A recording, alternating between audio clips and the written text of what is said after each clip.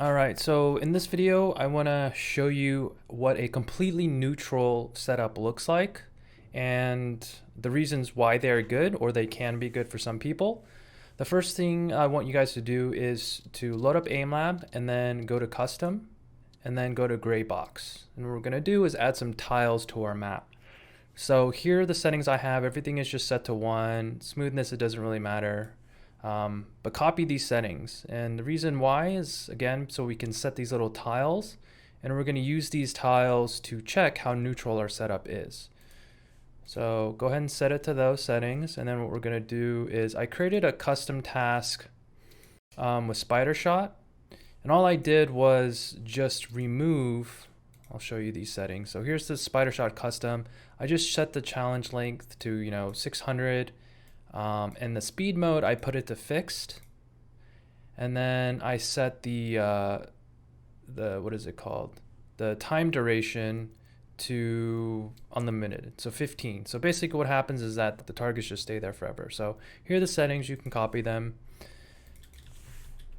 and then when we load it, we're going to have our grid tiles.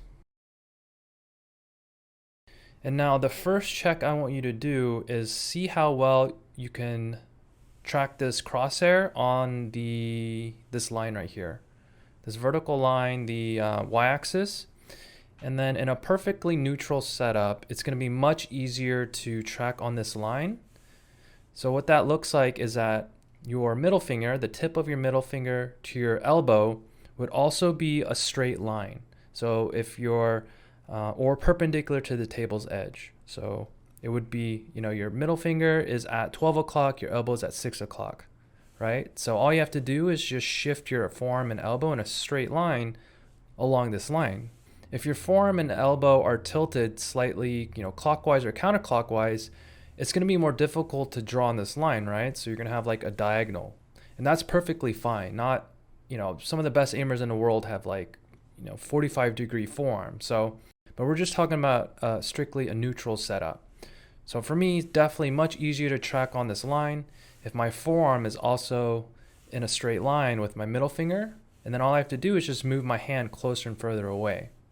So that's one check. The second check is then you want to check your left and right. So now I'm going to find a good position where my forearm feels comfortable on the mouse pad, and then I'm going to check my left and right. So everything feels neutral to me. For me, this is neutral, right? So now if we imagine, if we just draw a box around our X and Y neutral axis, if I shoot this ball here, then this ball is going to spawn in the bottom left-hand box, right? So if I go back here, I shoot this one's going to spawn in the bottom right, that one top left, top right, bottom middle, right?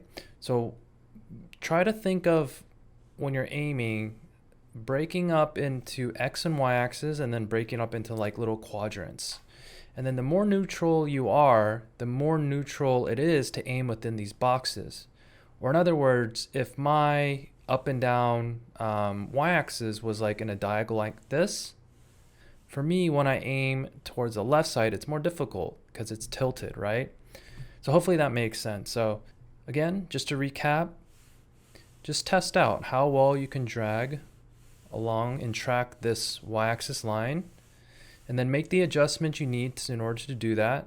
And then once that's set, then do your left and right, and now you should be more or less your neutral setup.